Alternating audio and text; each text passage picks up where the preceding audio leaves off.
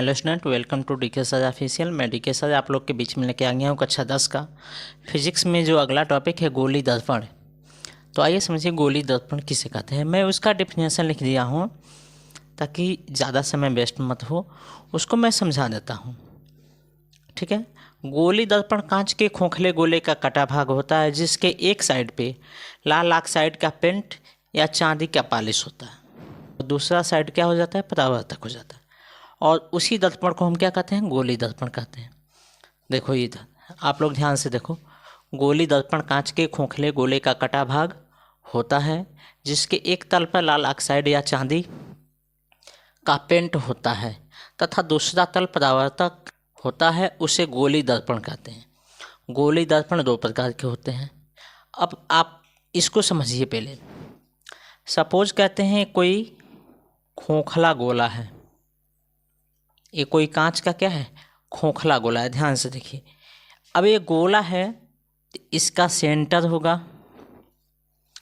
और सेंटर से सरफेस तक की दूरी को हम कहते हैं रेडियस। इसको स्मॉल आर से भी लिख सकते हैं और कैपिटल आर से भी लिख सकते हैं। यहाँ पे हम कैपिटल आर से ही लिखेंगे, ठीक है ना। ए स्फीयर है, गोला है, तो गोला है तो इसका केंद्र होगा सी, और गोले से पृष्ठ तक यानी गोले के केंद्र से पृष्ठ तक की दूरी को त्रिज्या कहते हैं, इसको रेडियस अंग्रेजी में कहते हैं। अब ये रेडियस आप समझ गए। हम लिखेंगे गोली दर्पण कांच के खोखले गोले का कटा भाग। ये जो कांच का गोला है ना, इसका एक भाग यहाँ से हम काट देते हैं, एक भाग को काट के निकाल लिए, लिखें कटा भाग होता है। तो इस भाग को हम काट के निकाल रहे हैं, तो इसको इधर बनाते हैं, इस साइड में निकाल लिए। ध्यान से देखिए,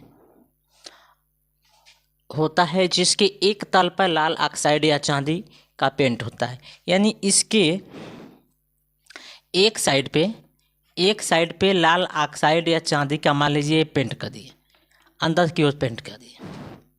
जब कोई भी ट्रांसपेरेंट, आप लोग सोच रहे होंगे कि ये किस प्रकार का गोला है।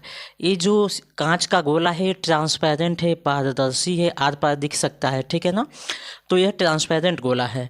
तो इसके एक साइड पे लाल ऑक्साइड या चांदी का पेंट कर दिए। तो जब एक साइड को पेंट करेंगे तो दूसरा जो तल होगा वो कैसा होगा, यह दूसरा, जब एक साइड पे पेंट करेंगे तो दूसरा तल हो जाएगा परावर्तक, दूसरा तल परावर्तक तल होगा। परावर्तक तल किसे कहते हैं, जिस तल से हमको प्रतिबिंब दिखाई दे उस तल को हम क्या कहते हैं, परावर्तक तल कहते हैं। उसको हम क्या कहते हैं, परावर्तक तल या रिफ्लेक्शन प्लेन कहते हैं, ठीक ना। अगर इसके अंदर पॉलिश या पेंट किए हैं तब एक दर्पण बन गया। अगर इसके बाहर पॉलिश या पेंट करते, जैसे इसको निकालें, इसको घुमाकर ऐसे हम रख दिए, ऐसे रख दिए, अब इसके बाहर पेंट कर दिए, बाहर पेंट कर देंगे, तब ये अंदर का तल क्या हो जाएगा, परावर्तक हो जाएगा। हम आपको बताए हैं गोली दर्पण दो प्रकार के होते हैं, यानी दो तरह से पेंट कर सकते हैं, अंदर भी कर सकते हैं, बाहर भी कर सकते हैं। बात समझ में आया। जब अंदर करेंगे पेंट, ध्यान से देखिए, जब पेंट को अंदर करेंगे यानी दबे हुए तल पे पेंट कर रहे हैं, तो इस तरह से जो दर्पण बनेगा उसको हम कहेंगे उत्तल दर्पण।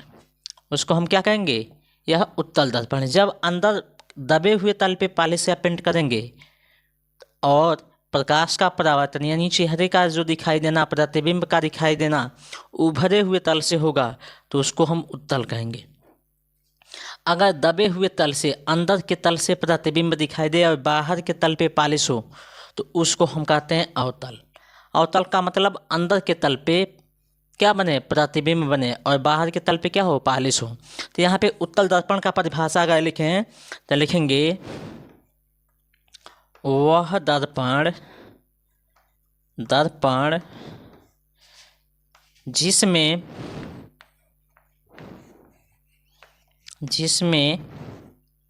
दर्पण में परावर्तन होता है, जिसमें परावर्तन,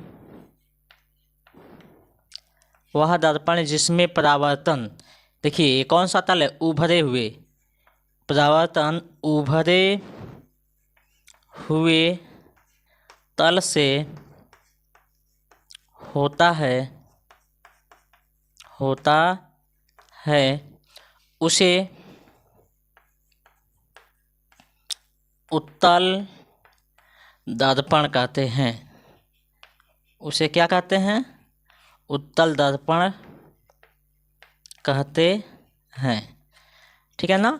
उभरे तल से प्रकाश का जब परावर्तन होगा, यानी इस उभरे तल की बात कर रहे हैं, उभरे तल से होगा तो कौन सा दर्पण होगा? उत्तल। यानी जो ये पहला दर्पण बना है कौन सा है? उत्तल है। और दूसरा क्या है? अवतल। तो अगर अवतल का परिभाषा लिखें, लिख देते हैं अवतल दर्पण। इसको अंग्रेजी में उत्तल को कन्वेक्स मिरर कहते हैं और अवतल को कनकेव मिरर कहते हैं। ध्यान से देखिए, परिभाषा सब वही होगा। उभरे हुए तल के जगह पे क्या लिखेंगे? दबे हुए तल पर। तो लिखते हैं वह दर्पण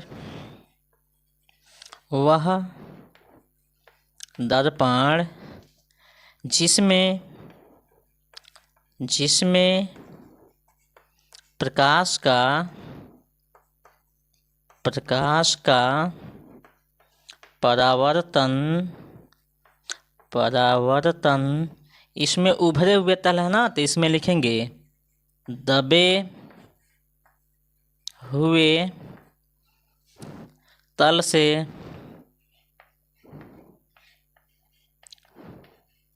होता है, उसे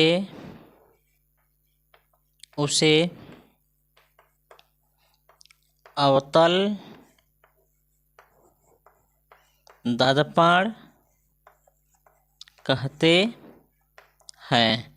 इसमें प्रकाश का परावर्तन दबे हुए तल से होता है वो अवतल, और जिसमें उभरे हुए तल से होता है कौन सा है? उत्तल हो गया। ठीक है ना। अब ऐसे आप लोग उत्तल और अवतल समझ लिए, गोली दर्पण समझ लिए, उसका प्रकाश समझ लिए। अब आपको हम समझाते हैं गोली दर्पण से संबंधित कुछ परिभाषाएं, यानी some definition of the spherical mirror. कुछ परिभाषाएं मैं आपको बताता हूं गोली दर्पण की। इसमें पहला है वक्रता केंद्र। अब वक्रता केंद्र किसे कहते हैं? जैसे गोली दर्पण आप लोग समझने से पहले एक कांच का खोखला गोला समझें। अगर गोले का भाग दर्पण है तो गोला का केंद्र है, तो इसके भाग का भी केंद्र होगा। ये जो भाग यहाँ से आधा काट के लिए इसका केंद्र होगा, इसका भी रेडियस होगा। तो उसी को हम यहाँ पे क्लासीफाई किए हैं, उसका एक एक पार्ट का अलग अलग परिभाषा यहाँ पे बताए हुए हैं। तो गोली दर्पण से संबंधित कुछ परिभाषाएं, यहाँ पे कुछ खाली स्पेस आप लोग को दिख रहा है। इस खाली स्पेस में हम दर्पण बनाते हैं।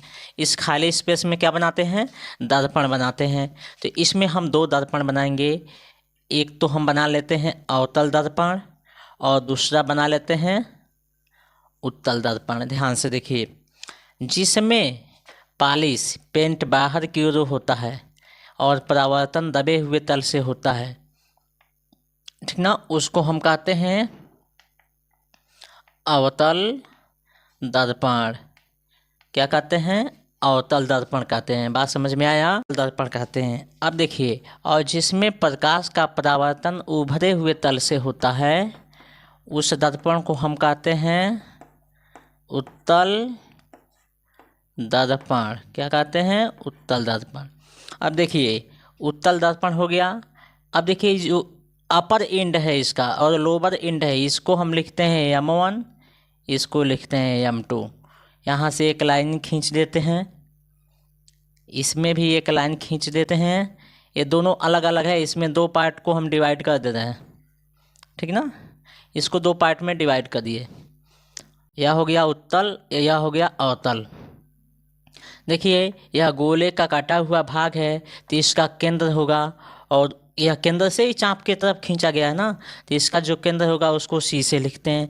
अभी हम बताएं C से, यानी इसके केंद्र से पृष्ठ तक की दूरी को हम क्या लिखते हैं? रेडियस, यानी वक्रता त्रिज्या लिखते हैं, जैसे इसमें बताए हैं। ठीक ना।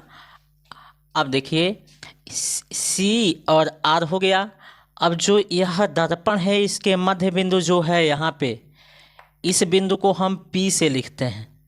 इस बिंदु को कैसे लिखते हैं? P से लिखते हैं। ध्यान से देखिए, अब P और C के बीच में एक मध्य बिंदु होता है जिसको हम कैपिटल F से लिखते हैं। ठीक है, और F से P तक की दूरी को हम स्मॉल f से लिखते हैं। इस बात को ध्यान दीजिएगा। पी से कैपिटल एफ तक की दूरी को स्मॉल एफ से लिखते हैं। सेम टू सेम उसी तरह इसमें भी लिखते हैं उत्तल में, जैसे अवतल में वैसे उत्तल में, ठीक ना। अब देखिए M1 से M2 यह डिस्टेंस आपको निकालना है। सी से पी तक वाली लाइन के बारे में बताना है, आर को बताना है, सी को बताना है, कैपिटल एफ और स्मॉल एफ को बताना है। आप लोग इसको ध्यान से समझिए। यहाँ पे पहला हेडिंग है वक्रता केंद्र। अगर केवल गोला होता तो वहाँ पे उसको हम सेंटर कहते हैं, केंद्र कहते हैं। लेकिन जब गोले में से, कांच के गोले में से उसका एक भाग काट कर निकाल लिए हैं और उस पर पॉलिश या पेंट किए हैं, तो वह गोले का काटा हुआ भाग है तो वक्र होगा, इसलिए उसको हम क्या कहते हैं, वक्रता केंद्र कहते हैं। अब वक्रता केंद्र है क्या, तो दर्पण के केंद्र को ही क्या कहते हैं, वक्रता केंद्र कहते हैं। यानी ये जो दर्पण है इसका सेंटर है सी, इसी को हम क्या कहते हैं, वक्रता केंद्र कहते हैं। अब आइए समझिए वक्रता केंद्र को हम कैसे लिखते हैं। तो वक्रता केंद्र को सी से व्यक्त करते हैं। बात समझ में आया। अगला है वक्रता त्रिज्या, यानी जो वक्र पृष्ठ है उसका रेडियस क्या है, यानी सी से पी तक के बीच की दूरी, ठीक ना। यहाँ पे लिखें दर्पण के त्रिज्या को ही क्या कहते हैं, वक्रता त्रिज्या। जो दर्पण का रेडियस होता है उसी को वक्रता त्रिज्या कहते हैं। इसे कैपिटल आर से प्रदर्शित करते हैं, ठीक है। अब इसके बाद जो पॉइंट है तीसरा, जिसको ध्रुव कहते हैं, अंग्रेजी में पोल कहते हैं, जिसको ध्रुव और अंग्रेजी में पोल कहते हैं। अब इसको समझिए। M1 और M2 के मध्य बिंदु पे एक पॉइंट है P, यानी यह जो तल है कौन सा तल है, परावर्तक तल है, जिसमें से प्रकाश के परावर्तन होते हैं। तो परावर्तक तल के मध्य बिंदु को ही हम क्या कहते हैं, दर्पण का ध्रुव कहते हैं। यही लिखे होंगे, परावर्तक तल के मध्य बिंदु को ध्रुव कहते हैं। यानी जो यह प्लेन है जिसमें से प्रकाश का रिफ्लेक्शन होता है, परावर्तन होता है, उसके मिडिल वाले पॉइंट मध्य बिंदु को ही हम क्या कहते हैं, ध्रुव कहते हैं। और इसको पी से प्रदर्शित करते हैं, इसको पोल कहते हैं, इसलिए पी से लिख रहे हैं। मुख्य अक्ष जो प्रिंसिपल एक्सिस है, सबसे इम्पॉर्टेंट इसी का कार्य होता है। जितना भी रिफ्लेक्शन की घटना आप लोग पढ़ेंगे, इमेज फॉर्मेशन पढ़ेंगे, सब प्रिंसिपल एक्सिस का कमाल है कि कैसे आ रहा है, प्रिंसिपल अक्ष से कैसे आ रहा है, समांतर है कि कैसे है, वह बताएगा। तो मुख्य अक्ष यानी देखिए सी से पी तक की ये जो लाइनें खींची गई है, यहाँ भी लाइनें हैं, इसी लाइन को हम क्या कहते हैं, प्रिंसिपल एक्सिस यानी मुख्य अक्ष कहते हैं। देखिए मुख्य अक्ष दर्पण के ध्रुव तथा वक्रता केंद्र से मिलाने वाली, दर्पण के ध्रुव तथा वक्रता केंद्र से मिलाने वाली रेखा को मुख्य अक्ष कहते हैं। यानी सी से पी तक जो लाइनें मिल रही हैं इनको क्या कहते हैं, प्रिंसिपल एक्सिस कहते हैं। उसके बाद है दर्पण का द्वारक, अपर्चर ऑफ मिरर, ठीक ना। अपर्चर किसे कहते हैं, सबसे बड़ा बात ये समझिए, सबसे बड़ा भी होता है। दर्पण का जो डायमीटर होता है, डायमीटर आप लोग समझते हैं, बताइए। दर्पण का जो व्यास होता है उसी को हम क्या कहते हैं, अपर्चर ऑफ मिरर कहते हैं। दर्पण के व्यास को ही दर्पण का द्वारक कहा जाता है। कहें तो यहाँ पे समझिए, M1 से लेकर M2 तक की जो डिस्टेंस है या इसी को हम व्यास कहते हैं दर्पण का, और वही जो दूरी है उसी को दर्पण का द्वारक कहते हैं। बात समझ में आया। मुख्य फोकस किसे कहते हैं, स्पेस यहाँ पे थोड़ा डाउन होकर लिखना पड़ेगा, इसलिए लिखे नहीं, अभी हम बता देते हैं। देखिए वक्रता केंद्र सी और पी, देख रहे हैं ना। मुख्य फोकस की बात कहाँ है, मुख्य फोकस यानी वक्रता केंद्र और ध्रुव के मध्य बिंदु को हम क्या कहते हैं, मुख्य फोकस कहते हैं।